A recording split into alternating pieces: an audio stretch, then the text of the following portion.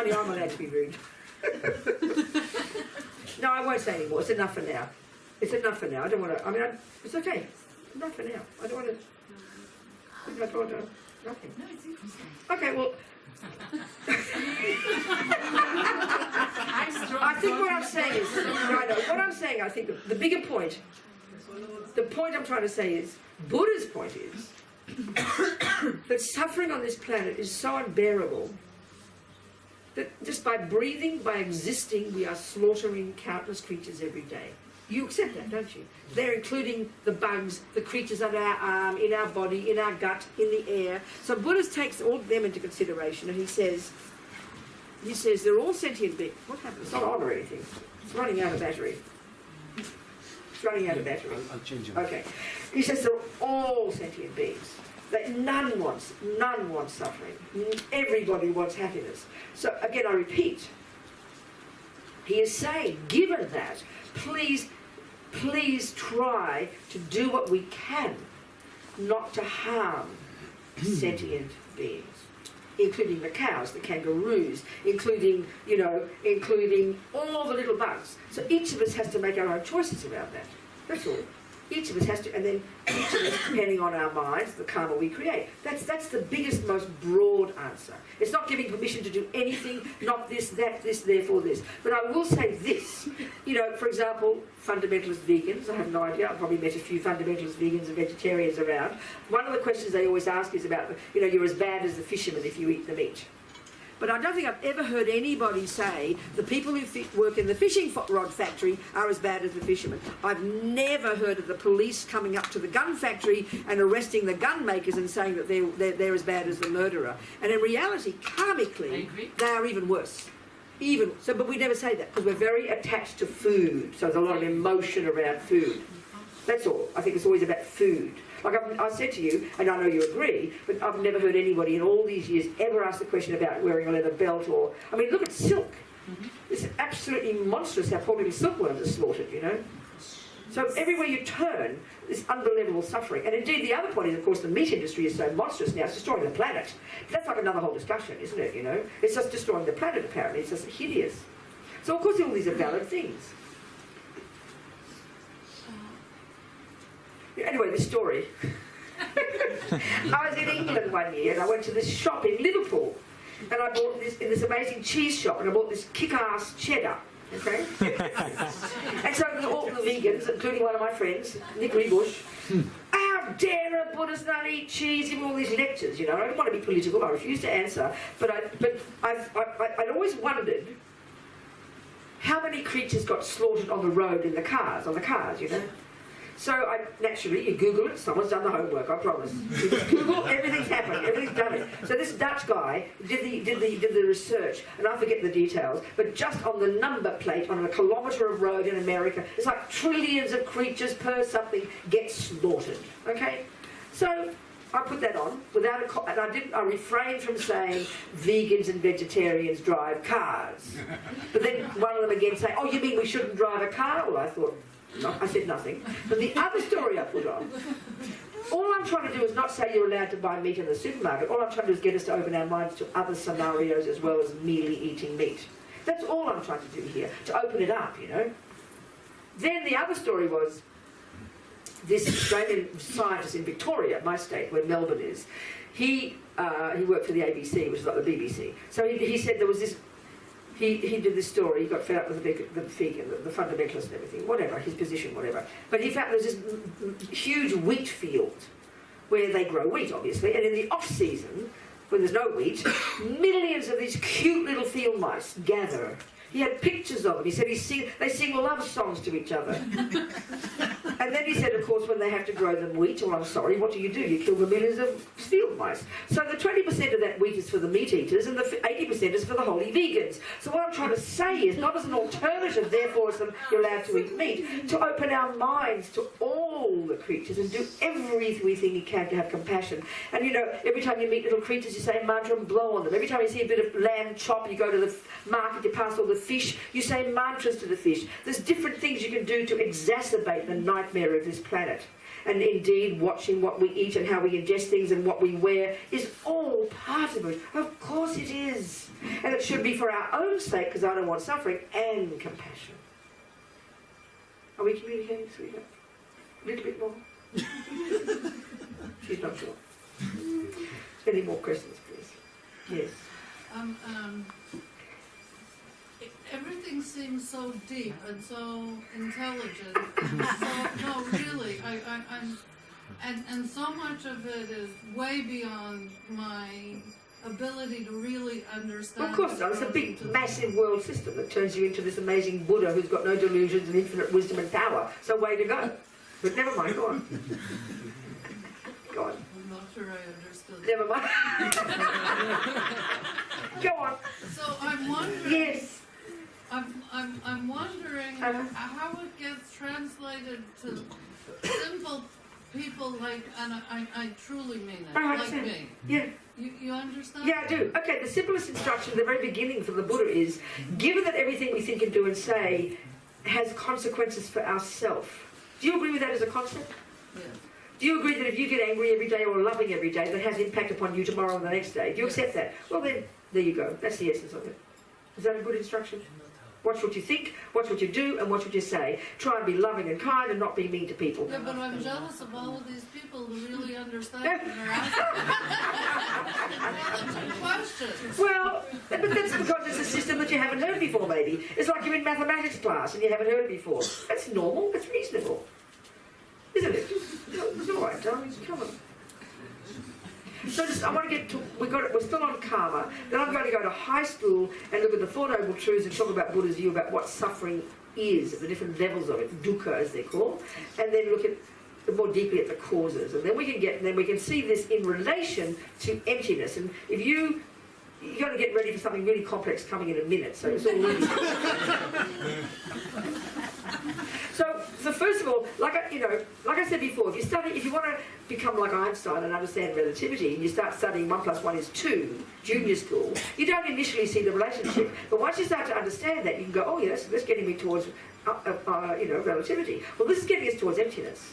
So karma is cause and effect. And cause and effect is the first of the 3 levels of dependent arising. And dependent arising is conventional reality. And that's the flip side of wisdom, which is emptiness. So here, but the more we think about karma, the more we think about dependent arising, the more we take responsibility for our thoughts and feelings and emotions and actions, knowing that we program ourselves, the less angry, the less neurotic, the less blame, the less guilt, the less depression. Might be evident, but that's the consequence, because we're taking responsibility. So that's dependent arising. So that's preparing us to hear. Okay, now the next one, let's go. Okay. Now we're going to the mind, which answers your point, and talking more about this. What's your name? Amnon. Okay, good. Okay, what's yours? Yeah, that's right. Yeah, okay, Amnon. Okay, so now we get into the nitty-gritty of the way, more details about the way the mind works according to the Buddhist model of psychology, okay? And this is, so now, as I mentioned already a couple of times, if we look into this Buddhist model of the mind, and why we're looking at the mind now, because that's what informs the actions of our body and speech. So first level of practice is control your body and speech. They're basically the servants of our mind. This is the relationship between what goes on in here and what we do with our body and speech. So here now we get to the root of it, which is the way the mind works. So, okay.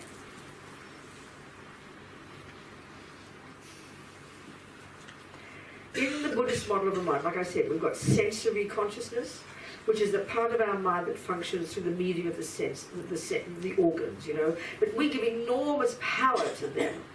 As Robina says, we make the body the boss. And for the Buddha, this is really, really misleading. We're leading ourselves up garden paths, It's because we judge almost everything, how we feel, and based upon experiences that we experience through our senses. It's extremely deceptive, the Buddha would say. It's like giving too much power to our sensory consciousnesses and their experiences. He's saying the mental consciousness is the point, the mental consciousness.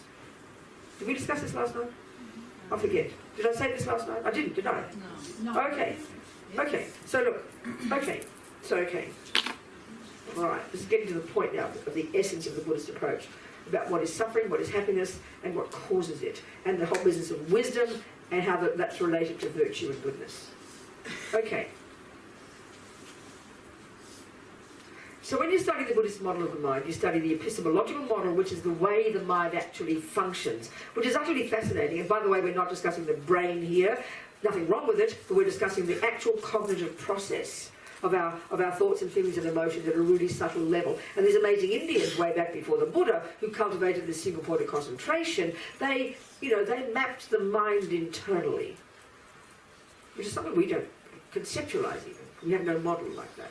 They're extraordinary. With this clear, brilliant, focused level of consciousness at a subtle level, they were able to actually map the entire mind and the way it works. So in the literature, it's extraordinary the way conceptual mind, sensory, all these different levels of how our mind functions.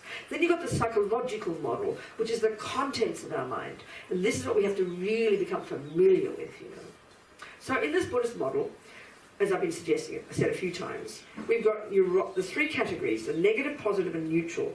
They're deceptively, they're almost like misleading. So hear them.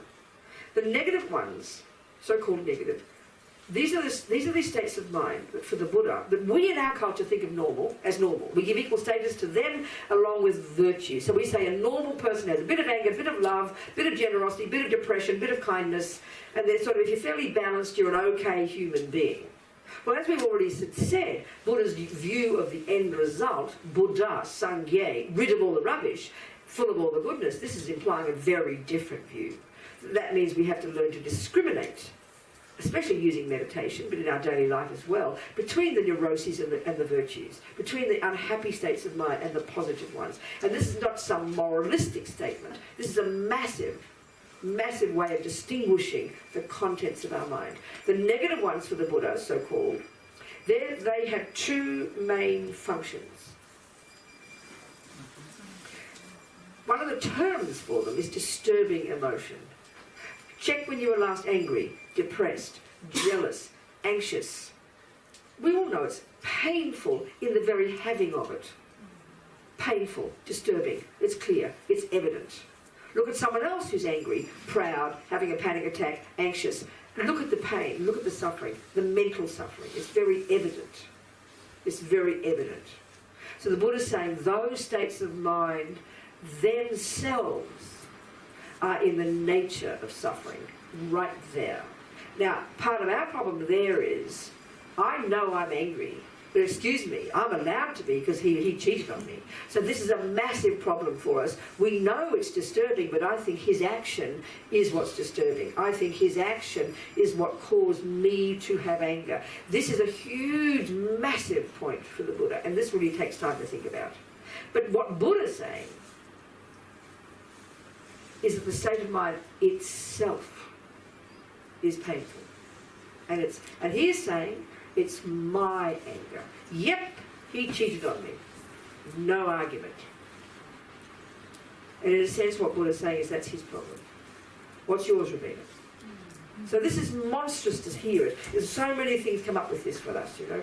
But all he's really saying is that these states of mind are deeply painful, deeply disturbing. That's their first characteristic. But the other characteristic, which is the killer, which is the real reason we suffer, and therefore the real reason we have dramas in our relationships, and the real reason why we kill and lie, steal and harm others, is this other characteristic, and this is indicated by this word in English, which is a really excellent word for what Buddha's saying, the word delusion. So you know yourself in English anyway, if you're accused of being delusional, a person's telling you that you're not in touch with reality. And this is precisely Buddha's point about all this first category of states of mind. The fundamental one, which we're getting to, ego grasping, which is this primordial, unhappy, fear-based, frantic, deeply instinctive, beyond even recognition, it's so primordial, mistaken conception of I, self. On the basis of that, there's this massive, massive, bottomless pit of dissatisfaction, therefore of hankering after something, therefore manipulating to get it, therefore exaggerating its deliciousness, therefore possessing it. All of that's called attachment. We'll go into this. On the basis of attachment, not getting what it wants, because it's like a little motor that drives us every millisecond.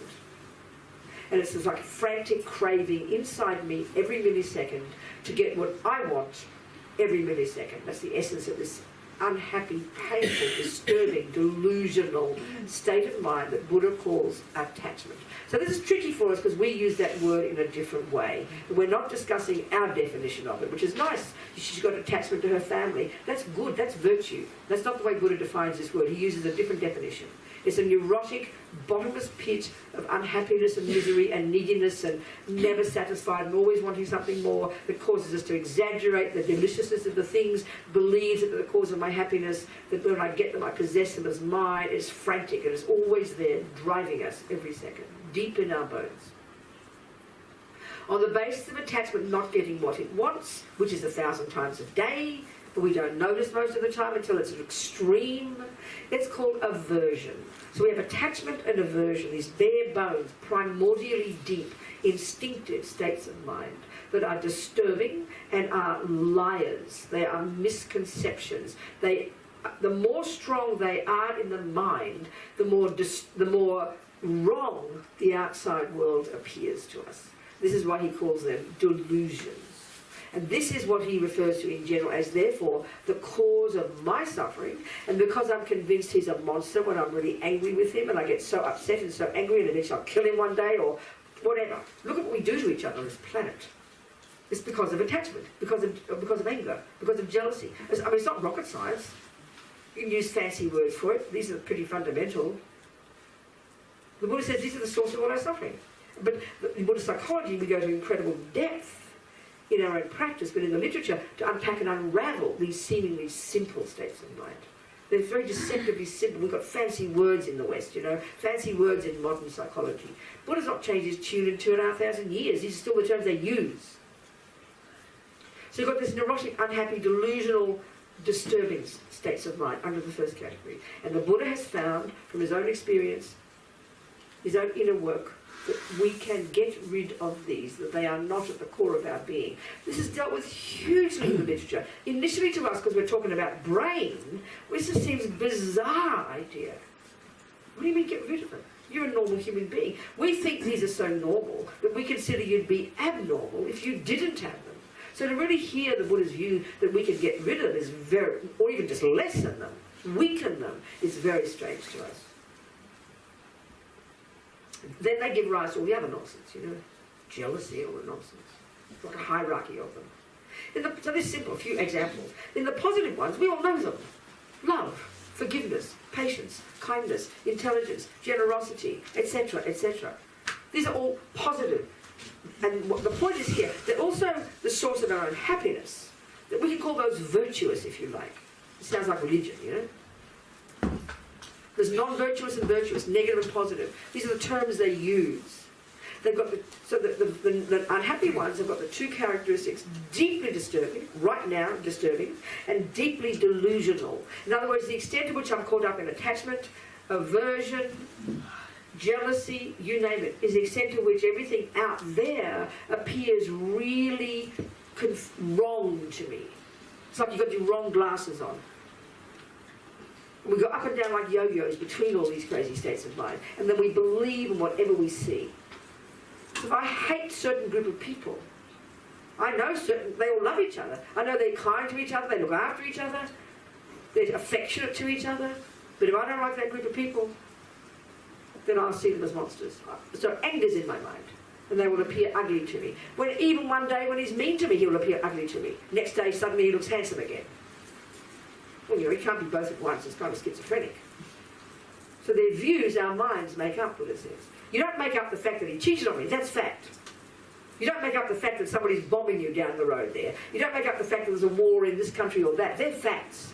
But what we add to it is this attachment and aversion that distort everything. They're distorted, disturbing, delusional states of mind. They're the opposite of wisdom. So the more you're caught up in anger, the more delusional you are, therefore the less wisdom you have. So what kind of wisdom are we talking about here? We're not talking the clever wisdom of knowing mathematics, that you can still be. But we're talking about the wisdom that sees reality as it is, Buddha's view, which is getting us now to this business of emptiness, that Mahamudra, you know. So Buddha's point in general, these states of mind in our mental consciousness, we've got the positive ones that are the source of our own intelligence, the source of our own happiness, and they are at the core of our being, and we can develop them to an infinite degree. These are the source of our happiness and the source, therefore, of my ability to see others and to empathise with them and to help them. The delusions are the source of my pain, and then because they're delusional, they present other people out there to be all distorted to me, so it brings fear and neurosis and unhappiness and anger and confusion and all the nonsense that comes these. Then the world doesn't appear clear to me. So I cause harm, and I have no wisdom. So wisdom in a conventional sense. We're going to get to emptiness now. So just relax and enjoy, okay? What's your name, darling? Sharon. Karen. Sharon. Okay, good, Sharon. This is all these teachers, junior school and high school, are leading to this one. Like 1 + 1 is 2 is leading to relativity. You know? The Buddha's general point is the main reason we suffer and therefore harm others is because of these neuroses in our mind. Yes, he cheats on me. Yes, the people in Gaza would rather drop bombs on you. Yes, you know, you whatever. Look at the world. There's no question. People do unbearable things to each other. Animals harm each other. Humans harm each other. Humans harm animals. Whatever. Look at the suffering of the universe. There's no question. It's unbearable. Okay, Buddha has explanations called karma. I kind of glossed over that and didn't go into too much of that. He has explanations for why these are happening, and that's the technical side I'm talking. That's his explanation of the technical of the universe itself and why this, what that, how come this, how come that, how come war, how come Hitler. That's his technical explanation of how come things happen, which is related to the mind and what happens in here and what individual beings do. So the key thing he's saying is the reason any sentient being suffers, and therefore the reason any sentient being harms others, is because of these neuroses in the mind. So it's got 2 characteristics. One is it's disturbing for yourself, and it causes you to harm others. And 2, it causes you to be not in touch with reality. So this reality he's talking about is where it leads to, the final point the Buddha's making, which is that, so it's presented in the context of the 2, they talk about the, what happened? God almighty, it's meant to be tea or something, isn't it? Oh, well, at some point, we'll do tea in a minute. It's an hour, we've been on a bit longer. Okay, so now let's get to the relativity bit. The 2 truths. Buddha refers to this conventional reality and this ultimate reality. Everything in Buddha's teachings is leading to this, okay? So the best way to understand ultimate reality, emptiness, like we began yesterday, is to understand it in the context, in the framework of conventional reality, the 2 truths. Then we can be very stable in our understanding. So conventionally, okay, Buddha's saying ultimately that every phenomenon that does exist, these are the words for it, okay, lacks any intrinsic nature, is empty of existing in and of itself, has no intrinsic nature, has no essential substance, like the Greeks would say, has no self, as the Hindus would say, has no soul, the Christians or the whoever would say. But even more subtle than that, he also says, the Buddha would say. And then conventionally, though, there is something does exist. So, okay, the 2 truths are like this. All right, let's get there. Okay. First of all, Abraham quoted it before, the Heart Sutra. Buddha says, the Heart Sutra basically, Buddha gave many teachings, and one way he gave them was, he sat there in meditation, and this is one of the examples. up there in Rudgegear, there's a little place called Vulture Peak, a tiny place. If you've been there, you can see about 4.5 people can fit there. And in the Heart Sutra it says there was a great host of monks and a great host of bodhisattvas. So you wonder where they all fit. So I asked one about Geshes in San Francisco. He said, oh, in the sky, he said. Anyway, whatever. So there's Buddha spacing out. You know, he's not really, he's in meditation. And he's channeling his thoughts to his two disciples, Shariputra and then Avalokitesvara, as a 10th level bodhisattva. So then what they're doing is having a discussion about all the different phenomena in the universe, based on the Buddha's worldview of what the universe consists of, and how they exist. But essentially, ultimately, how they all lack an inherent nature. So as we know, the words go, you know, there's so many things here, so you're going to have to relax, okay, you people? Just have to relax. It starts with, you know, he starts with the first category of phenomena, according to Buddhist worldview, is the 5 aggregates. Every person is made up of sort of 5 little bits and pieces. They talk about these things. It's a way of breaking down the components of the universe. And so the first of these is called form, which is referring to our body. Then the other bits are related to parts of our mind, okay? This is why he breaks them down for particular reasons. So he says form is emptiness. Emptiness is form. Form is nothing other than emptiness. And emptiness is nothing other than form. Well, that already is completely confusing to us. And technically it's not exactly what that, as the Dalai Lama says. So I have to understand what he means. The meaning here is that, okay, there's so many things to say here in one day. That, you know, Buddha's saying, if everything that does exist ultimately lacks inherent existence, then we have to first establish what exists conventionally. Then we can discuss it. Okay, we'll go to that in a minute. So, everything, there's a cup, there's a lid, there's a thermos, there's a biscuit, there's a something, there's a piece of fruit. We can see the universe is consisting of billions of things, you know. And since Mr. Jobs, I'm sure the contents of the universe has doubled since Mr. Jobs created iPads and phones, you know. Look at all the new businesses and things and things that existed didn't exist before him. Billions of things. You can see this, you know. Anyway, you get my point. So, okay, the Buddha's saying we have to analyse and look into how things exist. And the question is, why should I do that, Buddha? Well, honey, Robina, darling, petal, all your delusions here in the first category, because you're not seeing things as they exist, and that's why you suffer.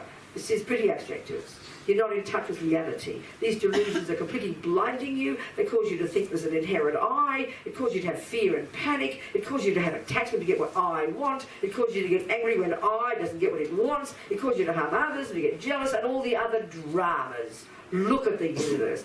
All of that, he says, is because of these delusions. And you know what, babe? I've found methods to get rid of them, which means you've stopped suffering. So you know that's the point of all this. So this is coming to the ultimate way that things exist, the one that he says he diverged from the Hindus based on this one, even went deeper into the self and saw there's no inherent self. So, okay, now, we exist, right? Conventionally speaking, we are known as persons, or, like I said to Abraham before, Buddha is considered a person. So a Buddha, person, self, I, me, they're all synonyms. And we're an example of that kind of phenomenon. An ant is considered that kind of phenomenon. A Buddha is considered that kind of phenomenon. A person. We're not a toilet. We're not a clock. We're not a cup. We're a person. Conventionally. The universe consists of conventional. Like who started talking about ultimate conventional before? Who was that? Somebody, and I said, that's getting confused. You. Okay, good. Right. Okay, good. So you are a person. Yael, you're not a toilet, right? You're not a thermos, would you agree? You're not a cup. You're not a biscuit. You're not a peanut. Okay, good. You're labelled a person, okay? We can accept. Conventionally, that's the name that's given to this phenomenon. So now, that's cup, whatever it is. So now let's look at what Buddha says. How come we suffer in the way that we misconceive our own person? How we misconceive the self, the I. So in the first level so the shorthand for how things exist conventionally in these two truths, the shorthand for how things exist conventionally, the first one, is called dependent arising. Interdependence. Cause and effect is an example of this. So that's why I'm thinking about karma. Junior school, leads us to this. So, what he's saying is, conventionally, the universe, and these aren't just meant to be kind of cute yogi statements. This is it's like, this is all dealt with in massive depth in all the literature. In the Buddhist monastic university system in Tibetans, they study this stuff for like 40 years. More and more people in the ordinary world, like people like you and me now, are studying this, you know.